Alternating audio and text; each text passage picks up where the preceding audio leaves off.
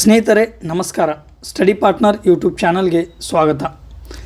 ನಿನ್ನೆ ದಿವಸ ನಾವು ಸಿಂಧೂ ನದಿ ವ್ಯವಸ್ಥೆಯ ಬಗ್ಗೆ ವಿವರವಾಗಿ ಅಧ್ಯಯನ ಮಾಡಿದ್ವಿ. ಇವತ್ತೇನು ಮಾಡೋಣ, ಬ್ರಹ್ಮಪುತ್ರ ನದಿ ಮತ್ತು ಗಂಗಾ ನದಿ ವ್ಯವಸ್ಥೆಯನ್ನು ವಿವರವಾಗಿ ಅಧ್ಯಯನ ಮಾಡುವ ಪ್ರಯತ್ನವನ್ನು ಮಾಡೋಣ.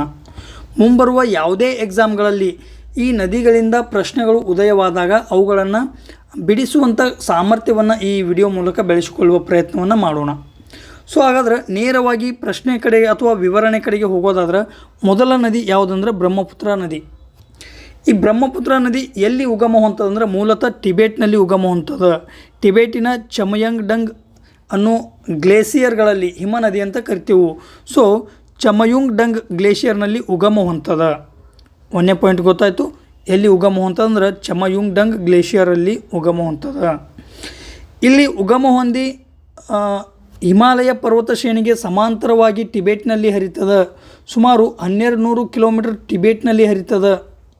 ಓಕೆ, ಈ ಬ್ರಹ್ಮಪುತ್ರ ನದಿಯು ಚಮಯುಂಗ್ಡಂಗ್ನಲ್ಲಿ ಉಗಮ ಹೊಂದಿ ಟಿಬೇಟ್ನಲ್ಲಿ 1200 ಕಿಲೋಮೀಟರ್ ಹರಿದು ಮುಂದೇನಾಗ್ತದ, ಅರುಣಾಚಲ ಬಳಿ ನಾಮ್ಚಾ ಬರ್ವಾದ ಹತ್ತಿರ ಭಾರತಕ್ಕೆ ಪ್ರವೇಶ ಮಾಡ್ತದೆ. ಭಾರತಕ್ಕೆ ಪ್ರವೇಶ ಮಾಡಿ ಭಾರತದಲ್ಲಿ 916 ಕಿಲೋಮೀಟರ್ಗಳಷ್ಟು ಹರಿತದ ಅನ್ನೋದು ನೋಡಿದೆವು. ಮುಂದೆ ಇದು ಬಂದು ಏನು ಮಾಡ್ತದೆ, ಭಾರತದ ಈ ಅರುಣಾಚಲ ಪ್ರದೇಶ, ಆಸಾಮ ಎರಡು ರಾಜ್ಯಗಳ ಮೂಲಕ ಹರಿದು ಬಾಂಗ್ಲಾದೇಶವನ್ನು ಸೇರ್ತದೆ. ಬಾಂಗ್ಲಾದೇಶದಲ್ಲಿ ಹರಿದು ಕೊನೆಗೆ ಎಲ್ಲಿ ಬಂಗಾಳ ಉಪಸಾಗರವನ್ನು ಸೇರ್ತದೆ. ಹೀಗೆ ಸೇರುವಾಗ ಗಂಗಾ ಮತ್ತು ಬ್ರಹ್ಮಪುತ್ರ ಎರಡೂ ನದಿಗಳು ಈ ಬಾಂಗ್ಲಾದೇಶದಲ್ಲಿ ಎರಡೂ ನದಿಗಳು ಸೇರಿ ಮುಂದೆ ಈ ಸುಂದರ್ಬನದ ಹತ್ತಿರ ಸುಂದರ್ಬನ್ ಮುಖಜ ಭೂಮಿಯನ್ನು ನಿರ್ಮಾಣ ಮಾಡ್ತದೆ ಅಂಥೇಳಿ ನೋಡ್ತೇವೆ. ಮೊದಲು ಈ ನದಿ ಬ್ರಹ್ಮಪುತ್ರ ನದಿ ಯಾವ ರೀತಿಯಾಗಿ ಹರಿತದೆ, ಯಾವ ಯಾವ ದೇಶದಲ್ಲಿ ಯಾವ ಯಾವ ಹೆಸರಿನಿಂದ ಕರೆಯಲಾಗ್ತದೆ ಅನ್ನೋದನ್ನು ನೋಡೋಣ. ಸ್ನೇಹಿತರೆ, ಆಗಲೇ ನೋಡಿದ್ವಿ ಈ ಬ್ರಹ್ಮಪುತ್ರ ನದಿ ಟಿಬೇಟ್ನಲ್ಲಿ ಉಗಮವಾಗ್ತದೆ. ಟಿಬೇಟ್ನಲ್ಲಿ ಚಮಯುಂಗ್ಡಂಗ್ ಅನ್ನೋ ಗ್ಲೇಷಿಯರ್ ಬಳಿ ಇದು ಉಗಮವಾಗ್ತದೆ. ಟಿಬೇಟ್ನಲ್ಲಿ ಇದನ್ನು ಮುಖ್ಯವಾಗಿ ಯಾರ್ಲುಂಗ್ ಟ್ಸಾಂಗ್ಪೋ ಅನ್ನೋ ಹೆಸರಿನಿಂದ ಕರೆಯಲಾಗ್ತದೆ. ಓಕೆ, ಮುಂದೆ ಈ ಟಿಬೇಟ್ನಲ್ಲಿ 1200 ಕಿಲೋಮೀಟರ್ ಹರಿದು ಭಾರತದ ಅರುಣಾಚಲ ಪ್ರದೇಶದ ಬಳಿ ನಾಮ್ಚಾ ಬರ್ವಾ ಹತ್ತಿರ ಏನಾಗ್ತದೆ, ಭಾರತವನ್ನು ಪ್ರವೇಶ ಮಾಡ್ತದೆ. ಸೊ ನಾಮ್ಚಾ ಬರ್ವಾದ ಹತ್ತಿರ ಭಾರತವನ್ನು ಪ್ರವೇಶ ಮಾಡ್ತದೆ. ಭಾರತ ಅಂದ್ರೆ ಇಲ್ಲಿ ಅರುಣಾಚಲ ಪ್ರದೇಶವನ್ನು ಪ್ರವೇಶ ಮಾಡ್ತದೆ. ಹಾಗಾದ್ರೆ ಈ ಅರುಣಾಚಲ ಪ್ರದೇಶದಲ್ಲಿ ಬ್ರಹ್ಮಪುತ್ರ ನದಿಯನ್ನು ಯಾವ ಹೆಸರಿನಿಂದ ಗುರುತಿಸಲಾಗ್ತದೆ ಅಂದ್ರೆ ಸಿಯಾಂಗ್ ಅಥವಾ ದಿಹ್ಯಾಂಗ್. ಸೊ ಬ್ರಹ್ಮಪುತ್ರ ನದಿಯನ್ನು ಸಿಯಾಂಗ್ ಅಥವಾ ದಿಹ್ಯಾಂಗ್ ಎಂದು ಅರುಣಾಚಲ ಪ್ರದೇಶದಲ್ಲಿ ಕರೆಯಲಾಗ್ತದೆ. ಅರುಣಾಚಲ ಪ್ರದೇಶವಾದ ನಂತರ ಈ ಬ್ರಹ್ಮಪುತ್ರ ನದಿ ಅಥವಾ ಸಿಯಾಂಗ್ ದಿಬಾಂಗ್ ನದಿ ಎಲ್ಲಿ ಅಸ್ಸಾಂಗೆ ಪ್ರವೇಶ ನೀಡ್ತದೆ. ಅಸ್ಸಾಂಗೆ ಬಂದ ನಂತರ ಅಸ್ಸಾಂನಲ್ಲಿ ಇದನ್ನು ಬ್ರಹ್ಮಪುತ್ರ ಅಥವಾ ಸನ್ ಆಫ್ ಬ್ರಹ್ಮ ಎಂಬ ಹೆಸರಿನಿಂದ ಗುರುತಿಸಲಾಗ್ತದೆ. ಬ್ರಹ್ಮಪುತ್ರ ಅಂತೇಳಿ ಎಲ್ಲಿ ಕರೆಯಲಾಗ್ತದೆ ಅಂದರೆ ಅಸ್ಸಾಂನಲ್ಲಿ ಕರೆಯಲಾಗ್ತದೆ. ಅಸ್ಸಾಂನಲ್ಲಿ ಹರಿದು ಮುಂದೆ ಬಾಂಗ್ಲಾದೇಶವನ್ನು ಸೇರ್ತದೆ. ಬಾಂಗ್ಲಾದೇಶದಲ್ಲಿ ಈ ಬ್ರಹ್ಮಪುತ್ರ ನದಿಯನ್ನು ಜಮುನಾ ಎಂಬ ಹೆಸರಿನಿಂದ ಕರೆಯಲಾಗ್ತದೆ.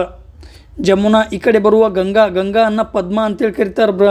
ಬಾಂಗ್ಲಾದೇಶ ಒಳಗೆ ಬ್ರಹ್ಮಪುತ್ರ ಅನ್ನ ಜಮುನಾ ಅಂತೇಳಿ ಕರೀತಾರೆ. ಈ ಪದ್ಮ ಮತ್ತು ಜಮುನಾ ಎರಡೂ ನದಿಗಳು ಸೇರೋಣ ಮುಂದೆ ಮೇಘನಾ ಅನ್ನೋ ಹೆಸರಿನಿಂದ ಗುರುತಿಸಲಾಗ್ತದೆ.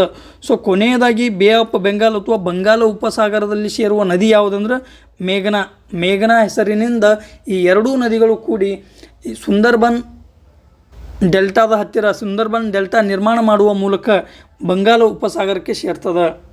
ಓಕೆ, ಇದೇನಾಯಿತು, ಬ್ರಹ್ಮಪುತ್ರ ನದಿಯ ಹರಿವಿನ ಪಾತ್ರ ನೋಡಿದೆವು, ಎಲ್ಲಿ ಯಾವ ಹೆಸರಿನಿಂದ ಕರೆಯಲಾಗ್ತದೆ ಅನ್ನೋದು ನೋಡಿದೆವು. ಸೊ ಏನೇನು ನೋಡಿದೆವು, ಚಮಯುಂಗ್ಡಂಗ್ನಲ್ಲಿ ಉಗಮ ಹೊಂತದ. ಟಿಬೇಟಿನಲ್ಲಿ 1200 ಕಿಲೋಮೀಟರ್ ಕ್ರಮಿಸಿ ಏನಾಗ್ತದೆ, ಭಾರತದಲ್ಲಿ ನಾಮ್ಚಾ ಬರ್ವಾ, ಅರುಣಾಚಲ ಪ್ರದೇಶದ ನಾಮ್ಚಾ ಬರ್ವಾದ ಹತ್ತಿರ ಅರುಣಾಚಲ ಪ್ರದೇಶವನ್ನು ಪ್ರವೇಶ ಮಾಡಿ ಮುಂದೆ ಆಸಾಂ ಮೂಲಕ ಹರಿದು ಬಾಂಗ್ಲಾದೇಶವನ್ನು ಸೇರಿ ಕೊನೆಗೆ ಬಂಗಾಳ ಉಪಸಾಗರವನ್ನು ಸೇರ್ತಾ ಅನ್ನೋದು ನೋಡಿದೆವು. ಓಕೆ, ಇದರ ಒಟ್ಟು ಉದ್ದ 2900 ಕಿಲೋಮೀಟರ್. ಇದು ವಿಶ್ವದ ಅತಿ ಉದ್ದದ ಪ್ರಮುಖ ನದಿಗಳಲ್ಲೂ ಒಂದು, 9ನೇ ಅತಿ ದೊಡ್ಡ ನದಿ ಅಂತೇಳಿ ನಾವು ಗುರುತಿಸ್ತೇವೆ. ಆದರೆ ಇದು ಭಾರತದಲ್ಲಿ ಕೇವಲ 916 ಕಿಲೋಮೀಟರ್ಗಳಷ್ಟು ದೂರವನ್ನು ಕ್ರಮಿಸ್ತದೆ. ಅದು ಮುಖ್ಯವಾಗಿ ಅರುಣಾಚಲ ಪ್ರದೇಶ ಮತ್ತು ಅಸ್ಸಾಂ. ಈ ಮುಖ್ಯ ನದಿ ಏನಲ್ಲ, ಇದು ಬ್ರಹ್ಮಪುತ್ರ ನದಿ ಕೇವಲ 2 ರಾಜ್ಯಗಳ ಮೂಲಕ ಕ್ರಮಿಸ್ತದೆ. ಓಕೆ, ನೆಕ್ಸ್ಟ್ ಬ್ರಹ್ಮಪುತ್ರ ನದಿಯ ಉಪನದಿಗಳನ್ನು ನೋಡೋದಾದ್ರೆ ಉಪನದಿಗಳನ್ನು ಮುಖ್ಯವಾಗಿ ಬಲದಂಡೆಯ ಉಪನದಿಗಳು ಮತ್ತು ಎಡದಂಡೆಯ ಉಪನದಿಗಳಂತೇಳಿ ವಿಭಾಗ ಮಾಡಬಹುದು. ಮೊದಲ ಬಲದಂಡೆಯ ಉಪನದಿಗಳು. ಸ್ನೇಹಿತರೆ, ಇವೆಲ್ಲ ಬಲದಂಡೆಯ ಉಪನದಿಗಳು. ಮೊದಲನೇದು ಸುಬನಸಿರಿ.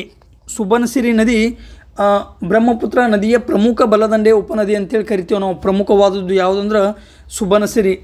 Next Kameng, next Manas, Santosh, Teesta. ಈ 5 ನದಿಗಳು ಏನದಾವಲ್ಲ ಇವು ಬಲದಂಡೆಯ ಪ್ರಮುಖ ಉಪನದಿಗಳು. ಯಾವ್ಯಾವು? ಸುಬನಸಿರಿ, ಕಾಮೆಂಗ್, ಮಾನಸ್, ಸಂತೋಷ್, ತೀಸ್ತಾ. ತೀಸ್ತಾ ನದಿ ಮೂಲತಃ ಸಿಕ್ಕಿಂನಲ್ಲಿ ಉಗಮ ಹೊಂದಿ ಪಶ್ಚಿಮ ಬಂಗಾಳದ ಮೂಲಕ ಹರಿದು ಬಾಂಗ್ಲಾದೇಶವನ್ನು ಸೇರ್ತದೆ. ಬಾಂಗ್ಲಾದೇಶದಲ್ಲಿ ಬ್ರಹ್ಮಪುತ್ರ ನದಿಯನ್ನು ಸೇರ್ತದೆ. ಹಾಗಾಗಿ ಬ್ರಹ್ಮಪುತ್ರ ನದಿಯ ಉಪನದಿ ಅಂಥೇಳಿ ನಾವು ಈ ತೀಸ್ತಾವನ್ನು ಗುರುತಿಸಲ್ಪಡ್ತೇವೆ. ತೀಸ್ತಾ ನದಿ ಆವಾಗ ಏನು ಮಾಡ್ತದೆ, ತನ್ನ ಪಥವನ್ನು ಬದಲಾಯಿಸ್ತದೆ. ಆ ಒಂದು ಕಾರಣಕ್ಕಾಗಿ ಈ ನದಿ ಅನ್ನೋದು ಪ್ರಸಿದ್ಧಿಯನ್ನು ಪಡೆದದ ತೀಸ್ತಾ ನದಿ. ಸೊ ಬಲದಂಡೆಯ ಉಪನದಿಗಳು ಯಾವುವು ಅಂತ ಕೇಳಿದ್ರೆ ಸುಬನಸಿರಿ, ಕಾಮೆಂಗ, ಮಾನಸ, ಸಂತೋಷ ಮತ್ತು ತೀಸ್ತಾ. ಈ 5 ನದಿಗಳು ಪ್ರಮುಖ ಬಲದಂಡೆಯ ಉಪನದಿಗಳು.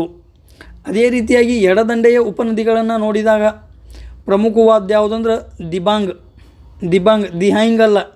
ದಿಹ್ಯಾಂಗ್ ನದಿಯನ್ನು ದಿಹ್ಯಾಂಗ್ ನದಿ ಅಂತೇಳಿ ಈ ಬ್ರಹ್ಮಪುತ್ರ ನದಿಯನ್ನೇ ಕರೆಯಲಾಗ್ತದೆ. ಸೊ ದಿಬಾಂಗ್ ನದಿ ಪ್ರಮುಖ ಎಡದಂಡೆಯ ಉಪನದಿಗಳು ನದಿ. ನೆಕ್ಸ್ಟ್ ಯಾವುದು? ಲೋಹಿತ್ ನದಿ. ಲೋಹಿತ್ ಮೂಲತಃ ಈ ಮ್ಯಾನ್ಮಾರ್, ಟಿಬೇಟ್ ಮತ್ತು ಭಾರತದ ಈ ಟ್ರೈ ಜಂಕ್ಷನ್ ಬಿಂದುವಿನಲ್ಲಿ ಉಗಮ ಹೊಂದಿ ಮುಂದೆ ಬಂದು ಹರಿದು ಏನು ಮಾಡ್ತದೆ, ಅರುಣಾಚಲ ಪ್ರದೇಶದ ಮೂಲಕ ಹರಿದು ಬ್ರಹ್ಮಪುತ್ರ ನದಿಯನ್ನು ಎಡ ಭಾಗದಲ್ಲಿ ಏನು ಮಾಡ್ತದೆ, ಸೇರ್ತದೆ, ಎಡದಂಡೆಯ ಮೂಲಕ ಸೇರ್ತದೆ. ಸೊ ಲೋಹಿತ್ ನದಿ ಆಯಿತು, ದಿಬಾಂಗ್ ಲೋಹಿತ್ ಆಯಿತು. ನೆಕ್ಸ್ಟ್ ಧನಸಿರಿ ನದಿ. ಓಕೆ, ಧನಸಿರಿ ನದಿಯು ಕೂಡ ಎಡದಂಡೆಯ ಪ್ರಮುಖ ಉಪನದಿ ಅದ. ನೆಕ್ಸ್ಟ್ ಕೋಪಿಲಿ ನದಿ. ಈ 4 ನದಿಗಳು ದಿಬಾಂಗ್, ಲೋಹಿತ್, ಧನಸಿರಿ, ಕೋಪಿಲಿ 4 ನದಿಗಳು ಎಡದಂಡೆಯ ಪ್ರಮುಖ ಉಪನದಿಗಳದವು. ಇಲ್ಲಿ ಇನ್ನೊಂದು ಪಾಯಿಂಟ್ ಯಾವ ರೀತಿಯಾಗಿ ಕೇಳ್ಬೋದು, ಪ್ರಮುಖವಾಗಿ ಬಲದಂಡೆಯ ಉಪನದಿಗಳ ಸಂದರ್ಭದಲ್ಲಿ ಬ್ರಹ್ಮಪುತ್ರ ನದಿಯ ಉಪನದಿಗಳನ್ನು ಪೂರ್ವದಿಂದ ಪಶ್ಚಿಮಕ್ಕೆ ಜೋಡಿಸಿ ಅಂತ ಕೇಳ್ಬೋದು. ಯಾಕೆ ಈ ರೀತಿಯಾಗಿ ವಿಚಾರ ಮಾಡಬೇಕಂದ್ರೆ ಹಿಂದಿನ ವರ್ಷ 2024ರಲ್ಲಿ UPSCಯಲ್ಲಿ ಒಂದು ಕ್ವಶನ್ ಆಗಿತ್ತು, ಗಂಗಾ ನದಿಯ ಉಪನದಿಗಳನ್ನು ಪಶ್ಚಿಮದಿಂದ ಪೂರ್ವಕ್ಕೆ ಅರೇಂಜ್ ಮಾಡಿರಿ ಅಂತೇಳಿ ಕೊಟ್ಟಿದ್ದ. ಅದೇ ರೀತಿಯಾಗಿ ನಾವು ಬ್ರಹ್ಮಪುತ್ರ ನದಿಯ ಸಂದರ್ಭದಲ್ಲಿ ಬ್ರಹ್ಮಪುತ್ರ ನದಿಯ ಬಲದಂಡೆಯ ಉಪನದಿಗಳನ್ನು ಪೂರ್ವದಿಂದ ಪಶ್ಚಿಮಕ್ಕೆ ಅರೇಂಜ್ ಮಾಡಿರಿ ಅಂದಾಗ ಸುಬನಸಿರಿ, ಕಾಮೆಂಗ, ಮಾನಸ, ಸಂತೋಷ, ತೀಸ್ತಾ ಈ 5 ನೆನಪಿಡುವುದು ಅವಶ್ಯಕ. ಎಡದಂಡೆಯ ಉಪನದಿಗಳ ಮೇಲಿಂದ ಏನೂ ಕೇಳಲ್ಲ ಅವು, ಯಾಕಂದ್ರೆ ಅವು ಆ ರೀತಿಯಾಗಿ ಅರೇಂಜ್ ಆಗಿಲ್ಲ. ಆದ್ರೆ ಈ ಸುಬನಸಿರಿ, ಕಾಮೆಂಗ, ಮಾನಸ, ಸಂತೋಷ್, ತೀಸ್ತಾ ಇವು ಈಸ್ಟ್ ಟು ವೆಸ್ಟ್ ಅರೇಂಜ್ ಆಗಿರುವುದರಿಂದ ಇವುಗಳನ್ನು ಇದೇ ಥರ ನೆನಪಿಡುವುದು ಅವಶ್ಯಕ. ಓಕೆ, ಹಾಗಾದ್ರೆ ಇಲ್ಲಿ ಬ್ರಹ್ಮಪುತ್ರ ನದಿಯ ಉಪನದಿಗಳನ್ನು ನೋಡಿದೆವು. ಮುಖ್ಯವಾಗಿ ಸುಬನಸಿರಿ, ಕಾಮೆಂಗ್, ಮಾನಸ್, ಸಂತೋಷ್, ತೀಸ್ತಾ ಹಾಗೂ ದಿಬಾಂಗ್ ಆಗಿರ್ಬೋದು, ಲೋಹಿತ್ ಆಗಿರ್ಬೋದು, ಧನಸಿರಿ ಆಗಿರ್ಬೋದು. ಓಕೆ, ಇದಷ್ಟು ಉಪನದಿಗಳನ್ನು ನೋಡಿದೆವು. ನೆಕ್ಸ್ಟ್ ಈ ಬ್ರಹ್ಮಪುತ್ರ ನದಿಗೆ ಸಂಬಂಧಿಸಿದಂತೆ ಪ್ರಮುಖ ಘಟನಾವಳಿ ಅಥವಾ ಫ್ಯಾಕ್ಟ್ಸ್ಗಳನ್ನು ನೋಡೋದಾದ್ರೆ ವಿಶ್ವದ ಅತಿ ದೊಡ್ಡ ಈ ನದಿ ದ್ವೀಪ ಎಲ್ಲಿ ಕಂಡು ಬರ್ತದೆ ಅಂದ್ರೆ ಅದು ಈ ಬ್ರಹ್ಮಪುತ್ರ ನದಿಯ ಮೇಲೆ ಕಂಡು ಬರ್ತದೆ. ಮಜುಲಿ ಐಲ್ಯಾಂಡ್ ಅಂತೇಳಿ ಅಥವಾ ಮಜುಲಿ ದ್ವೀಪ ಅಂತೇಳಿ ನಾವು ಕರಿತೇವೆ. ಬ್ರಹ್ಮಪುತ್ರ ನದಿಯಲ್ಲಿ ಕಂಡು ಬರ್ತದೆ.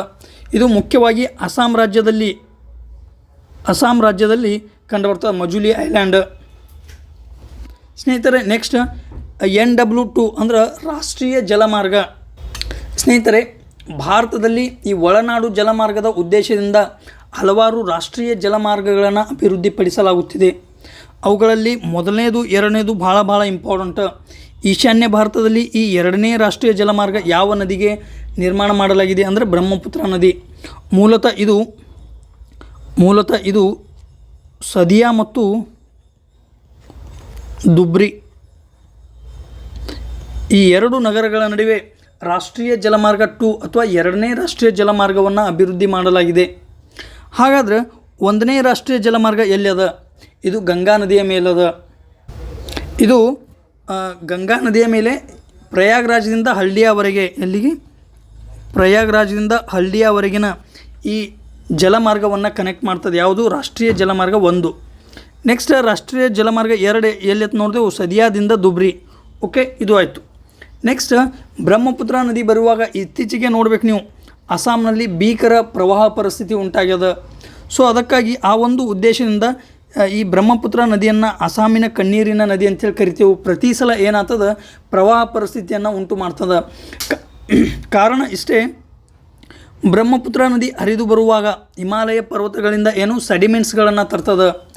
ಜೊತೆಗೆ ಏನಾಗ್ತದೆ, ಈ ಈಶಾನ್ಯ ಭಾರತದಲ್ಲಿ ಅತಿಯಾದ ಮಳೆಯಾಗುವುದರಿಂದ ಎಲ್ಲ ನದಿಗಳು ತುಂಬಿ ಹರಿತಾವು. ಎಲ್ಲ ನದಿಗಳು ತುಂಬಿ ಹರಿಯುವುದರಿಂದ ನದಿಯ ಪಾತ್ರ ಅಗಲವಾಗ್ತದೆ. ನದಿ ಪಾತ್ರವು ಸುಮಾರಾಗಿ ಕಿಲೋಮೀಟರ್ಗಳಷ್ಟು ಅಗಲವಾಗಿ ನದಿ ಹರಿತದೆ. ಸೊ ಹೀಗಾಗಿ ಈ ಅಸ್ಸಾಂನ ಭಾಗದಲ್ಲಿ ನಿರಂತರವಾಗಿ ಪ್ರತಿ ವರ್ಷ ಪ್ರವಾಹದ ಪರಿಸ್ಥಿತಿ ಉಂಟಾಗಲಿಕ್ಕೆ ಕಾರಣ ಏನಂದ್ರೆ ಇದು. ಓಕೆ, ಹಾಗಾಗಿ ಅಸ್ಸಾಂನ ಕಣ್ಣೀರಿನ ನದಿ ಯಾವುದು? ಬ್ರಹ್ಮಪುತ್ರ. ಅದೇ ರೀತಿಯಾಗಿ ನಾವು ವಿಚಾರ ಮಾಡಿದ್ರೆ ಪಶ್ಚಿಮ ಬಂಗಾಳದ ಕಣ್ಣೀರಿನ ನದಿ ಯಾವುದು ಅಂತ ಕೇಳ್ಬೋದು. ಪಶ್ಚಿಮ ಬಂಗಾಳದ ಕಣ್ಣೀರಿನ ನದಿ ದಾಮೋದರ ನದಿ. ಬಿಹಾರದ ಕಣ್ಣೀರಿನ ನದಿ ಯಾವುದಂತ ಕೇಳ್ಬೋದು. ಬಿಹಾರದ ಕಣ್ಣೀರಿನ ನದಿ ಕೋಸಿ ನದಿ. ಓಕೆ, ಚೀನಾದ ಕಣ್ಣೀರಿನ ನದಿ ಯಾವುದಂತ ಕೇಳ್ಬೋದು. ಚೀನಾದ ಕಣ್ಣೀರಿನ ನದಿ ಹುವಾಂಗ್ ಹೋ. ಓಕೆ, ಇದೇನದ ಚೀನಾದ ಕಣ್ಣೀರಿನ ನದಿ. ಓಕೆ, ನೆಕ್ಸ್ಟ್ ಭೂಪೇನ್ ಹಜಾರಿಕಾ ಸೇತುವೆ. ಸ್ನೇಹಿತರೆ, ಭಾಳ ಇಂಪಾರ್ಟೆಂಟ್. ಯಾಕಂದ್ರೆ ಈ ಮೂಲತಃ ಬ್ರಹ್ಮಪುತ್ರ ನದಿಯು ಅಗಲವಾಗಿ ಹರಿತದ, ಅದರ ವ್ಯಾಪ್ತಿ ಅಗಲ ಅಂತ ನೋಡಿದೆವು. ಆ ಒಂದು ನದಿಯ ಮೇಲೆ ಈ ಭೂಪೇನ್ ಹಜಾರಿಕಾ ಸೇತುವೆಯನ್ನು ನಿರ್ಮಾಣ ಮಾಡಲಾಗಿದೆ. ಇದು ಎಲ್ಲದ? ಅಸ್ಸಾಂನಲ್ಲಿ ಕಂಡುಬರ್ತದೆ. ಓಕೆ, ಭೂಪೇನ್ ಹಜಾರಿಕಾ ಸೇತುವೆ ಅಸ್ಸಾಂನಲ್ಲಿ ಕಂಡುಬರ್ತದೆ. ಇಲ್ಲಿ ಅಸ್ಸಾಂನಲ್ಲಿ ಪ್ರಮುಖವಾಗಿ 7 ರಾಷ್ಟ್ರೀಯ ಉದ್ಯಾನವನಗಳನ್ನು ನೋಡ್ತೀವಿ. 7ರಲ್ಲಿ ಪ್ರಮುಖವಾದದ್ದು ಯಾವುದಂದ್ರೆ ಈ ಕಾಜಿರಂಗ ರಾಷ್ಟ್ರೀಯ ಉದ್ಯಾನವನ. ಕಾಜಿರಂಗ ರಾಷ್ಟ್ರೀಯ ಉದ್ಯಾನವನದ ಮೂಲಕ ಈ ಬ್ರಹ್ಮಪುತ್ರ ನದಿ ಹರಿತದೆ. ಬ್ರಹ್ಮಪುತ್ರ ನದಿ ಯಾವಾಗ ಪ್ರವಾಹ ಪರಿಸ್ಥಿತಿಯನ್ನು ಉಂಟು ಮಾಡ್ತದಲ್ಲ, ಆ ಸಂದರ್ಭದಲ್ಲಿ ಕಾಜಿರಂಗ ರಾಷ್ಟ್ರೀಯ ಉದ್ಯಾನವನ ಕೂಡ ಸಂಪೂರ್ಣವಾಗಿ ನೀರಿನಿಂದ ತುಂಬಿರ್ತದೆ. ಅಲ್ಲಿಯ ಪ್ರಾಣಿ ಪಕ್ಷಿಗಳಿಗೆ ಅಸ್ತವ್ಯಸ್ತತೆ ಉಂಟಾಗ್ತದೆ. ಸೊ ಹಾಗಾಗಿ ಕಾಜಿರಂಗ ರಾಷ್ಟ್ರೀಯ ಉದ್ಯಾನವನ ಮೂಲಕ ಯಾವ ನದಿ ಹರಿತದೆ ಅಂದರೆ ಅದು ಬ್ರಹ್ಮಪುತ್ರ ನದಿ. ಓಕೆ, ನೆಕ್ಸ್ಟ್ ಮಾನಸ.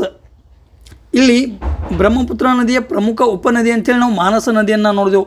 ಈ ಮಾನಸ ನದಿ ಮಾನಸ ನ್ಯಾಷನಲ್ ಪಾರ್ಕ್ ಮೂಲಕ ಹಾಯ್ದು ಹೋಗ್ತದೆ. ಏನು? ಮಾನಸ ನದಿ ಮಾನಸ ರಾಷ್ಟ್ರೀಯ ಉದ್ಯಾನವನದ ಮೂಲಕ ಹಾಯ್ದು ಹೋಗ್ತದೆ. ಮಾನಸ ರಾಷ್ಟ್ರೀಯ ಉದ್ಯಾನವನ ಮೂಲತಃ ಅಸ್ಸಾಂ ಮತ್ತು ಭೂತಾನ್ ಈ 2 ಪ್ರದೇಶಗಳಲ್ಲಿ ಹಬ್ಬಿಕೊಂಡಿದೆ. ಅಸ್ಸಾಂ ಭಾರತ ಮತ್ತು ಭೂತಾನದ ನಡುವೆ ಗಡಿ ಹಂಚಿಕೊಂಡ ಏಕೈಕ ರಾಷ್ಟ್ರೀಯ ಉದ್ಯಾನವನ ಯಾವುದಂದ್ರೆ ಅದು ಮಾನಸ ರಾಷ್ಟ್ರೀಯ ಉದ್ಯಾನವನ. ಭೂತಾನದಾಗ ಇದನ್ನು ರಾಯಲ್ ಮಾನಸ್ ನ್ಯಾಷನಲ್ ಪಾರ್ಕ್ ಅಂತೇಳಿ ಗುರುತಿಸ್ತಾರೆ. ರಾಯಲ್ ಮಾನಸ ರಾಷ್ಟ್ರೀಯ ಉದ್ಯಾನವನ ಎದಕ್ಕೆ ಫೇಮಸ್ ಅದಂದ್ರೆ ಬೆಂಗಾಲ್ ಫ್ಲೋರಿಕಾನ್ ಕಂಡು ಬರ್ತದೆ. ಕ್ರಿಟಿಕಲಿ ಎಂಡೇಂಜರ್ಡ್ IUCN ಸ್ಟೇಟಸ್ ಅದ. ಮೂಲತಃ ಈ ಬೆಂಗಾಲ್ ಫ್ಲೋರಿಕಾನ್ ಅನ್ನೋದು ಒಂದು ಪಕ್ಷಿ. ಯಾವ ರೀತಿ ಗ್ರೇಟ್ ಇಂಡಿಯನ್ ಬಸ್ಟರ್ಡ್ ಅಲ್ಲ, ಅದೇ ಪ್ರಜಾತಿಗೆ ಸೇರಿದ ಒಂದು ಪಕ್ಷಿ ಯಾವುದಂದ್ರೆ ಬೆಂಗಾಲ್ ಫ್ಲೋರಿಕಾನ್. ಈ ಎರಡೂ ಕೂಡ ಗ್ರೇಟ್ ಇಂಡಿಯನ್ ಬಸ್ಟರ್ಡ್ ಮತ್ತು ಬೆಂಗಾಲ್ ಫ್ಲೋರಿಕಾನ್ IUCN ಸ್ಟೇಟಸ್ನಲ್ಲಿ ಕ್ರಿಟಿಕಲಿ ಎಂಡೇಂಜರ್ಡ್ ಅದಾವು. ಓಕೆ, ಮಾನಸ್ ನ್ಯಾಷನಲ್ ಪಾರ್ಕ್ದಾಗ ಬೆಂಗಾಲ್ ಫ್ಲೋರಿಕಾನ್ ಕಂಡು ಬರ್ತದೆ. ನೆಕ್ಸ್ಟ್ ಪಿಗ್ಮಿ ಹಾಗ್ ಕಂಡು ಬರ್ತದೆ. ಸ್ನೇಹಿತರೆ, ಪಿಗ್ಮಿ ಹಾಗ್ ಎಂಡೇಂಜರ್ಡ್, IUCN ಸ್ಟೇಟಸ್ ಹೌದು ಎಂಡೇಂಜರ್ಡ್. ಈ ರೀತಿಯಾಗಿ ಬ್ರಹ್ಮಪುತ್ರ ನದಿ ಕಾಜಿರಂಗ ರಾಷ್ಟ್ರೀಯ ಉದ್ಯಾನವನದ ಮೂಲಕ ಹರಿದರೆ ಮಾನಸ್ ನದಿ ಮಾನಸ ರಾಷ್ಟ್ರೀಯ ಉದ್ಯಾನವನದ ಮೂಲಕ ಹರಿತದೆ. ಓಕೆ, ನೆಕ್ಸ್ಟ್ ಸ್ನೇಹಿತರೆ, ಆಗಲೇ ಹೇಳಿದೆವು ಇದು ವಿಶ್ವದ 9ನೇ ಅತಿ ದೊಡ್ಡ ನದಿ ಅಂಥೇಳಿ. ಹಾಗಾದ್ರೆ ವಿಶ್ವದ ಅತಿ ದೊಡ್ಡ ನದಿ ಯಾವುದು? ಇಲ್ಲಿ 2 ಬರ್ತಾವೆ. ವಿಶ್ವದ ಅತಿ ಉದ್ದದ ನದಿ ಅಂದರೆ ಅದು ನೈಲ್ ನದಿ ಅಂತೇಳಿ ನಾವು ಗುರುತಿಸ್ತೇವೆ. ನೈಲ್ ನದಿ. ಸ್ನೇಹಿತರೆ, ಇಲ್ಲಿ ನೋಡ್ಬೇಕು ನೀವು, ನೈಲ್ ನದಿ ಮೂಲತಃವಾಗಿ ವಿಕ್ಟೋರಿಯಾ ಸರೋವರದಿಂದ ಉಗಮ ಹೊಂತದ. ನೈಲ್ ನದಿ 2 ಶಾಖೆಗಳಾಗಿ ಉಗಮ ಹೊಂತದ. ಮೊದಲು ಒಂದೇದು ವೈಟ್ ನೈಲ್ ಮತ್ತು blue Nile. White Nile Victoria ಸರೋವರದಿಂದ ಉಗಮ ಹೊಂದಿ ಮುಂದೆ ಉತ್ತರಾಭಿಮುಖವಾಗಿ ಹರಿತದ. ಅದೇ ರೀತಿಯಾಗಿ ಬ್ಲೂ ನೈಲ್ ನದಿ ಎಲ್ಲಿ? ಇಥಿಯೋಪಿಯಾದಲ್ಲಿ ಉಗಮ ಹೊಂತದ. ಇಥಿಯೋಪಿಯಾ ಮುಂದೆ ಈ ಸುಡಾನ್ನಲ್ಲಿ ಖರ್ತೂನ್ ಅನ್ನೋ ಪ್ರದೇಶದಲ್ಲಿ 2 ಬ್ರ್ಯಾಂಚಸ್ಗಳು ವೈಟ್ ನೈಲ್ ಮತ್ತು ಬ್ಲೂ ನೈಲ್ 2 ಸಮಾಗಮ ಹೊಂದಿ ಉತ್ತರಾಭಿಮುಖವಾಗಿ ಹರಿದು ಈಜಿಪ್ಟ್ ಮೂಲಕ ಹರಿದು ಭೂಮಧ್ಯ ಸಮುದ್ರವನ್ನು ಸೇರ್ತದೆ. ಇದು ನೈಲ್ ನದಿ ಆಯಿತು. ವಿಶ್ವದ ಅತಿ ಉದ್ದದ ನದಿ ನೈಲ್ ನದಿ. ನೈಲ್ ನದಿ ತೀರದಲ್ಲಿಯೇ ಈಜಿಪ್ಟ್ ನಾಗರಿಕತೆ ಕಂಡುಬರ್ತದೆ. ಇದು ನೈಲ್ ನದಿ ಆಯಿತು. ಅತಿ ದೊಡ್ಡ ನದಿ ಯಾವುದಂತ ಕೇಳಿದ್ರೆ ಅದು ಅಮೆಜಾನ್ ನದಿ. ಅತಿ ದೊಡ್ಡ ನದಿ ಅಮೆಜಾನ್ ನದಿ. ಮೂಲತಃ ಇದು ಆ್ಯಂಡೀಸ್ ಪರ್ವತ ಶ್ರೇಣಿಯಲ್ಲಿ ಉಗಮ ಹೊಂದಿ ಈ ದಕ್ಷಿಣ ಅಟ್ಲಾಂಟಿಕ್ ಮಹಾಸಾಗರವನ್ನು ಸೇರ್ತದೆ. ಇದು ಯಾವುದು? ಅಮೆಜಾನ್ ನದಿ ಆಯಿತು. ಮಿಸಿಸಿಪಿ ನದಿ ಉತ್ತರ ಅಮೇರಿಕಾ ಖಂಡದಲ್ಲಿ ಕಂಡುಬರ್ತದೆ. ಆ್ಯಂಗತ್ಸೆ ಎಲ್ಲಿ ಕಂಡುಬರ್ತದೆ? ಚೀನಾದಲ್ಲಿ ಕಂಡುಬರ್ತದೆ. ಓಕೆ. ಓಬ್ ನದಿ ಎಲ್ಲಿ ಕಂಡುಬರ್ತದೆ? ರಷ್ಯಾದಲ್ಲಿ ಕಂಡುಬರ್ತದೆ. ಈ ರೀತಿಯಾಗಿ ಪ್ರಪಂಚದ ಪ್ರಮುಖ ನದಿಗಳಿವು. ಅದೇ ರೀತಿಯಾಗಿ ಅದೇ ಸಾಲಿನಲ್ಲಿ 9ನೇ ದೊಡ್ಡ ನದಿ ಯಾವುದಂದ್ರೆ ಅದು ಬ್ರಹ್ಮಪುತ್ರ ನದಿ. ಓಕೆ. ಸೊ ಬ್ರಹ್ಮಪುತ್ರ ನದಿ ವಿಶ್ವದ 9ನೇ ದೊಡ್ಡ ನದಿ ಅಂಥೇಳಿ ಗುರುತಿಸ್ತೇವೆ. ನೆಕ್ಸ್ಟ್ ಜಲವಿದ್ಯುತ್. ಸ್ನೇಹಿತರೆ, ಈಶಾನ್ಯ ಭಾರತದಲ್ಲಿ ಮುಖ್ಯವಾಗಿ ಈ ಬ್ರಹ್ಮಪುತ್ರ ನದಿ ಆಗಿರ್ಬೋದು, ಬ್ರಹ್ಮಪುತ್ರ ನದಿಯ ಇತರ ಉಪನದಿಗಳು ಏನದಾವಲ್ಲ, ಜಲವಿದ್ಯುತ್ ಉತ್ಪಾದನಾ ದೃಷ್ಟಿಯಿಂದ ಅತಿ ಮಹತ್ವದಾಗಿ ಸಾಬೀತಾತವು. ಭಾರತದ ಒಟ್ಟು ಜಲವಿದ್ಯುತ್ ನಿರ್ಮಾಣದ 40% ಜಲವಿದ್ಯುತ್ತನ್ನು ಸ್ಥಾಪಿಸುವ ಸಾಮರ್ಥ್ಯವನ್ನು ಈ ನದಿಗಳು ಹೊಂದ್ಯಾವು. ಯಾಕಂದ್ರೆ ನಿರಂತರವಾಗಿ ಹರಿತಾವು, ಅತಿ ಹೆಚ್ಚು ಮಳೆಯನ್ನು ಪಡೆಯುವುದರಿಂದ ಮತ್ತು ಈ ನದಿಯ ವೇಗ ಅತಿ ಹೆಚ್ಚಿರುವುದರಿಂದ ವಿದ್ಯುತ್ ಉತ್ಪಾದನೆಗೆ ಸೂಕ್ತದವು.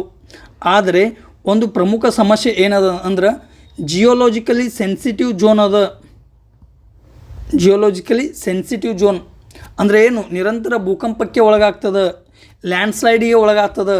ಆದ್ದರಿಂದ ಇಲ್ಲಿ ಬೃಹತ್ ಡ್ಯಾಮ್ಗಳನ್ನು ನಿರ್ಮಾಣ ಮಾಡುವ ಬದಲು ಮೈಕ್ರೋ ಡ್ಯಾಮ್ಸ್ಗಳನ್ನು ನಿರ್ಮಾಣ ಮಾಡುವ ಯೋಜನೆಯನ್ನು ಹಾಕಿಕೊಳ್ಳಲಾಗಿದೆ. ಚಿಕ್ಕ ಚಿಕ್ಕ ಡ್ಯಾಮ್ಗಳನ್ನು ನಿರ್ಮಾಣ ಮಾಡುವ ಮೂಲಕ ಸಣ್ಣ ಮಧ್ಯಮ ಅಥವಾ ಸಣ್ಣ ಪ್ರಕಲ್ಪಗಳನ್ನು ಮಾಡಿ ವಿದ್ಯುತ್ ಉತ್ಪಾದನೆಯನ್ನು ಮಾಡುವ ಯೋಜನೆಯನ್ನು ಹಾಕಿಕೊಳ್ಳಲಾಗಿದೆ. ಓಕೆ. ಇದಷ್ಟು ಬ್ರಹ್ಮಪುತ್ರ ನದಿ ಆಯಿತು. ಏನೇನು ನೋಡಿದೆವು? ಬ್ರಹ್ಮಪುತ್ರ ನದಿ ಉಗಮ ಎಲ್ಲಿ ಹೊಂತದನ್ನು ನೋಡಿದೆವು. ಟಿಬೇಟ್ ಮೂಲಕ ಹರಿದು ಸುಮಾರು 1200 ಕಿಲೋಮೀಟರ್ ಹರಿದು ಭಾರತದ ಈ ನಾಮ್ಚಾ ಬರುವ ಬಳಿ ಅರುಣಾಚಲವನ್ನು ಪ್ರವೇಶ ಮಾಡಿ ಅರುಣಾಚಲ ಅಸ್ಸಾಂ ಮೂಲಕ ಹರಿದು ಬಾಂಗ್ಲಾದೇಶವನ್ನು ಪ್ರವೇಶ ಮಾಡಿ ಮುಂದೆ ಈ ಸುಂದರವನದ ಹತ್ತಿರ ಏನಾಗ್ತದೆ, ಬಂಗಾಳ ಉಪಸಾಗರವನ್ನು ಸೇರ್ತಾ ಅನ್ನೋದು ನೋಡಿದೆವು. ಇಲ್ಲಿ ಇನ್ನೊಂದು ಪಾಯಿಂಟ್ ಏನು ನೋಡ್ಬೇಕಂದ್ರೆ ಸ್ನೇಹಿತರೆ, ಇತ್ತೀಚೆಗೆ ಚೀನಾ ಈ ಬ್ರಹ್ಮಪುತ್ರ ನದಿಯ ಮೇಲೆ ಡ್ಯಾಮ್ಗಳನ್ನು ನಿರ್ಮಾಣ ಮಾಡುತ್ತಾ ಇದೆ. ಮೊದಲೇ ಈ ಬ್ರಹ್ಮಪುತ್ರ ನದಿಗೆ ಸಂಬಂಧಿಸಿದಂತೆ ಭಾರತ ಮತ್ತು ಚೀನಾದ ನಡುವೆ ಯಾವುದೇ ಮಾಹಿತಿ ಹಂಚಿಕೆಯ ಒಪ್ಪಂದ ಇಲ್ಲ. ನೀರಿನ ಹಂಚಿಕೆ ಕುರಿತು ಒಪ್ಪಂದ ಯಾವುದೇ ಇಲ್ಲ. ಆದ ಕಾರಣ ಚೀನಾ ಏನು ಮಾಡ್ತದೆ, ಈ ಜಾಂಗ್ಮು, ಜಿಯಾಚಾ ಮತ್ತು ಡೋಗು ಈ ಪ್ರದೇಶದಲ್ಲಿ ಈ 3 ಬಂದರುಗಳನ್ನು ನಿರ್ಮಾಣ ಮಾಡ್ತಾ ಇದೆ. ಇನ್ನೊಂದು ಸಲ ಹೇಳಬೇಕಾದ್ರೆ ಚೀನಾ ಬ್ರಹ್ಮಪುತ್ರ ನದಿಯ ಮೇಲೆ ಈ ಟಿಬೇಟ್ ತವಾಂಗ್ ಪ್ರದೇಶದಲ್ಲಿ ಜಾಂಗ್ಮು ಆಗಿರ್ಬೋದು, ಜಿಯಾಚಾ ಆಗಿರ್ಬೋದು, ಡಾಗು ಈ 3 ಬಂದರುಗಳನ್ನು ನಿರ್ಮಾಣ ಮಾಡ್ತಾ ಇದೆ. ಈ ಬಂದರುಗಳನ್ನು ನಿರ್ಮಾಣ ಮಾಡುವುದರಿಂದ ಭಾರತಕ್ಕೆ ಏನು ಹಾನಿ ಅಂದ್ರೆ ಅನಿಯಂತ್ರಿತ ನೀರಿನ ಬಿಡುಗಡೆ ಆಗ್ತದೆ. ನೀರಿನ ಬಿಡುಗಡೆ ಕುರಿತು ಯಾವುದೇ ಮಾಹಿತಿಯನ್ನು ಹಂಚಿಕೊಳ್ಳುವ ಒಪ್ಪಂದ ಇರದೇ ಇರುವುದರಿಂದ ಏಕಾಏಕಿಯಾಗಿ ನೀರು ಬಿಡುವುದರಿಂದ ಏನಾಗ್ತದೆ, ಭಾರತದ ಈಶಾನ್ಯ ಭಾಗದಲ್ಲಿ ಪ್ರವಾಹ ಪರಿಸ್ಥಿತಿ ಉಂಟಾಗ್ತದೆ. ಇದನ್ನು ನಾವು ಸಾಮಾನ್ಯವಾಗಿ ವಾಟರ್ ಡಿಪ್ಲೊಮಸಿ ಅಂತೇಳಿ ಕರಿತೀವಿ. ವಾಟರ್ ಡಿಪ್ಲೊಮಸಿ, ನೀರನ್ನು ಶಸ್ತ್ರವಾಗಿ ಬಳಕೆ ಮಾಡಬಹುದು ಚೀನಾ. ಅದಕ್ಕೆ ಈ ಡ್ಯಾಮ್ ಅತಿ ಇಂಪಾರ್ಟೆಂಟ್ ಆಗ್ತಾವೆ. ಯಾವ್ಯಾವು? ಜಾಂಗ್ಮು, ಜಿಯಾಚಾ, ಡಾಗು. ಓಕೆ ಸ್ನೇಹಿತರೆ, ಇದಷ್ಟು ಈ ಬ್ರಹ್ಮಪುತ್ರ ನದಿಯ ಕುರಿತು ಮಾಹಿತಿ. ಓಕೆ, ಬ್ರಹ್ಮಪುತ್ರ ಬದಲು ಎಲ್ಲವನ್ನ ನೋಡಿದೆವು. ನೆಕ್ಸ್ಟ್ ಗಂಗಾ ನದಿ. ಗಂಗಾ ನದಿಗೆ ಹೋಗೋಕ್ಕಿಂತ ಮೊದಲು ಈ ಬ್ರಹ್ಮಪುತ್ರ ನದಿಯ ಅತಿ ದೊಡ್ಡ ಉಪನದಿ ಯಾವುದಂತ ಕೇಳ್ಬೋದು. ಅದು ಸುಬನಸಿರಿ. ಸುಬನಸಿರಿ ನದಿ ಅತಿ ದೊಡ್ಡ ಉಪನದಿ, ಅರುಣಾಚಲ ಮತ್ತು ಅಸ್ಸಾಂ ಮೂಲಕ ಹರಿತದೆ. ನೆಕ್ಸ್ಟ್ ಮಾನಸ್ ಮೂಲತಃ ಭೂತಾನ್ ಮತ್ತು ಅಸ್ಸಾಂ ಈ 2 ರಾಜ್ಯಗಳಿಂದ ಹರಿತದೆ. ತೀಸ್ತಾ ಸಿಕ್ಕಿಂ ಮತ್ತು ವೆಸ್ಟ್ ಬೆಂಗಾಲ್. ತೀಸ್ತಾ ನದಿ ಗಂಗಾ ನದಿಯ ಉಪನದಿ ಅಲ್ಲ, ಅದು ಬ್ರಹ್ಮಪುತ್ರ ನದಿಯ ಉಪನದಿಯಾಗಿದೆ. ಇಷ್ಟು ನೋಡಬೇಕು. ಓಕೆ, ಇದಷ್ಟು ಈ ಬ್ರಹ್ಮಪುತ್ರ ನದಿಯ ಬಗ್ಗೆ ಮಾಹಿತಿ. ಈಗೇನು ಮಾಡೋಣ, ಗಂಗಾ ನದಿಯ ಬಗ್ಗೆ ನೋಡೋಣ. ಗಂಗಾ ನದಿಯನ್ನು ಭಾರತದ ರಾಷ್ಟ್ರೀಯ ನದಿ ಅಂತೇಳಿ ನಾವು ಗುರುತಿಸ್ತೇವೆ. ಓಕೆ, ಆದ ಕಾರಣ ಗಂಗಾ ನದಿಯನ್ನು ವಿವರವಾಗಿ ಅಧ್ಯಯನ ಮಾಡೋದು ಬರ್ತದೆ. ಸ್ನೇಹಿತರಲ್ಲಿ ಗಂಗಾ ನದಿ ಮೂಲತಃ 5 ರಾಜ್ಯಗಳ ಮೂಲಕ ಹರಿತದೆ. ಒಂದು ಉತ್ತರಾಖಂಡ, ಉತ್ತರ ಪ್ರದೇಶ, ಬಿಹಾರ, ಜಾರ್ಖಂಡ ಮತ್ತು ಪಶ್ಚಿಮ ಬಂಗಾಳ. ಈ 5 ರಾಜ್ಯಗಳ ಮೂಲಕ ಹರಿತದೆ. ಇಲ್ಲಿ ನೋಡ್ರಿ, ಎಷ್ಟು ರಾಜ್ಯಗಳ ಮೂಲಕ ಹರಿತ ಅನ್ನೋದು ಬೇರೆ, ಎಷ್ಟು ರಾಜ್ಯಗಳಲ್ಲಿ ಜಲಾನಯನ ಪ್ರದೇಶವನ್ನು ನಿರ್ಮಾಣ ಮಾಡ್ತಾ ಅನ್ನೋದು ಬೇರೆ.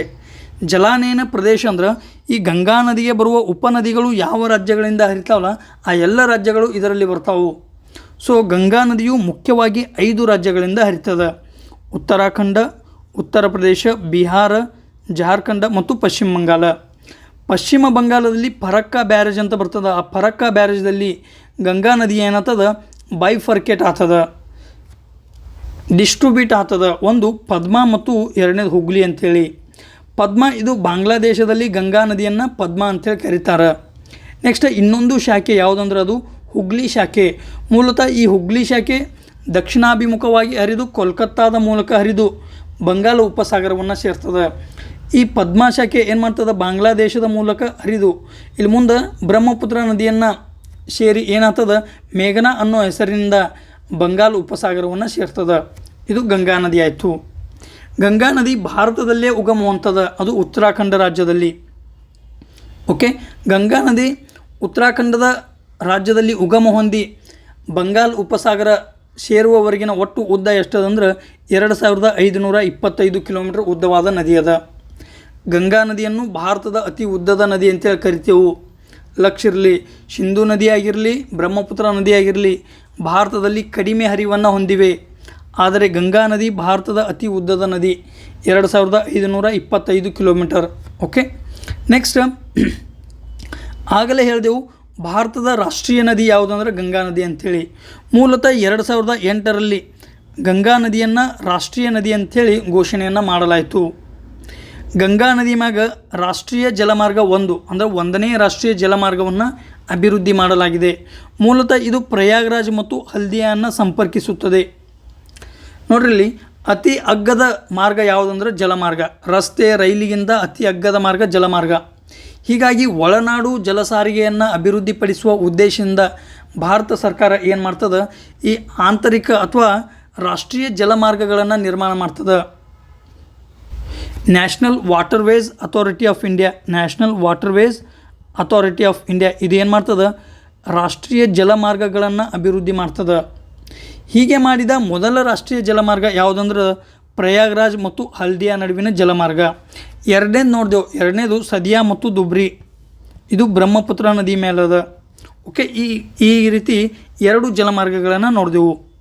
ನೆಕ್ಸ್ಟ್ ಇದು ಉತ್ತರಾಖಂಡದಲ್ಲಿ ಉಗಮ ಹೊಂದಿ ಬಂಗಾಳ ಉಪಸಾಗರವನ್ನು ಸೇರುವಾಗ ಸುಂದರ್ಬನ್ ಡೆಲ್ಟಾವನ್ನು ನಿರ್ಮಾಣ ಮಾಡ್ತದೆ.